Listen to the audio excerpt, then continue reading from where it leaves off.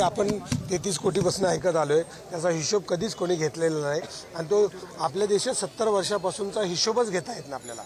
कोणी कुठल्या जागा कशा गेल्या, कोणी कुठल्या पद्धतीने फ्रॉड केले, कोणी काय केले याचा हिशोब, मग त्यात आपल्याला पडायचं नाही। कारण काय, तुम्ही खूप कमवलं म्हणून काय 500 वर्ष जगणार नाही, तुम्ही पण मरणारच आहात। तर जाताना माणुसकी नावाची एक चीज असते, माणसं नावाची एक चीज असते आणि आधी झाडं असतात नंतर माणसं असतात, त्यामुळे झाडांची बाजू आपल्याला घ्यायचीच आहे। प्रशासन एक्झिबिशन सेंटर करण्याचा घाट घालतोय अशा स्वरूपाचा दावा पर्यावरण प्रेमींनी केलेला आहे। आपल्याला काही कागदपत्र देखील त्यांनी दाखवले, आपलं याच्यावर नेमकं काय म्हणणं आहे? मला अतिशय शॉक बसला की गिरीश महाजन तुम्ही याला उत्तर द्या की मी जी आज नोटीस बघितली 14 नोव्हेंबरला टेंडर काढले आणि 33 वर्षासाठी इथं एक्झिबिशन सेंटर करणार, तर हा कुठला कुंभमेळा इथं होणार आहे त्याचं महाराष्ट्रात तुम्ही उत्तर द्या।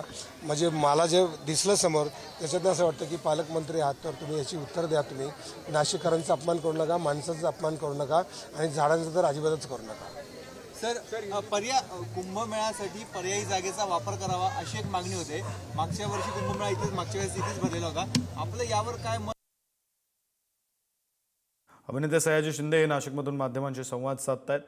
तर तपोवनमध्ये जात त्यांनी वृक्षांची पाहणी सुद्धा केलेली आहे। तपोवनमध्ये वृक्षतोड होणार अशा प्रकारची चर्चा आहे, अशा प्रकारचे दावे केले जात आहेत, आरोप केले जात आहेत आणि त्या विरोधात आता नाशिककर एकवटलेले आहेत। नाशिककरांचा हा लढा आता राज्यभर पोहोचताना दिसतोय।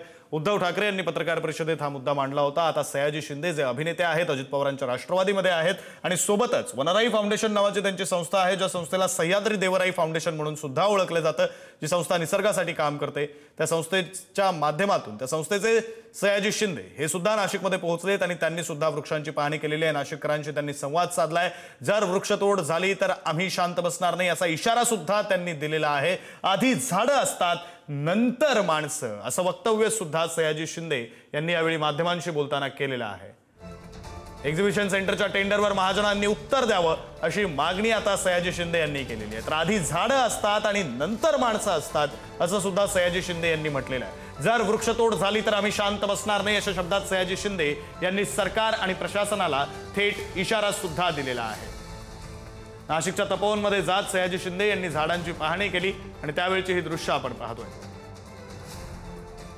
वृक्षतोड होऊ नये अशी अनेक नाशिककरांची, वृक्षप्रेमींची, निसर्गप्रेमींची मागणी आहे आणि त्याच मागणीला पाठिंबा देण्यासाठी तीच मागणी घेऊन अभिनेते सयाजी शिंदे हे सुद्धा आज नाशिकच्या तपोवनमध्ये पोहोचले। तिथे त्यांनी आधी नागरिकांशी, नाशिककरांशी संवाद साधला आणि आता ते माध्यमांशी संवाद साधतायत। आधी झाडं असतात नंतर माणसं असं सयाजी शिंदे यांनी यावेळी बोलताना म्हटलेलं आहे। एक्झिबिशन सेंटरच्या टेंडरवर महाजनांनी उत्तर द्यावं असं सुद्धा सयाजी शिंदे यांनी म्हटलेलं आहे। तर मंत्री गिरीश महाजनांनी वादग्रस्त विधान करू नयेत असंही सयाजी शिंदे यांनी म्हटलंय।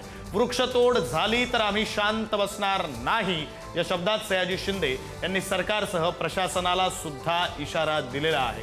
सयाजी शिंदे हे अभिनेते आहेतच, ते अजित पवारांच्या राष्ट्रवादीत आहेतच, मात्र त्या पलीकडे जाऊन त्यांचं निसर्गासाठीचं काम आहे, वृक्षांसाठीचं काम आहे आणि त्यासाठी वनराई फाउंडेशन नावाची त्यांची संस्था आहे, ज्या संस्थेला सह्याद्री देवराई फाउंडेशन म्हणून सुद्धा ओळखलं जातं।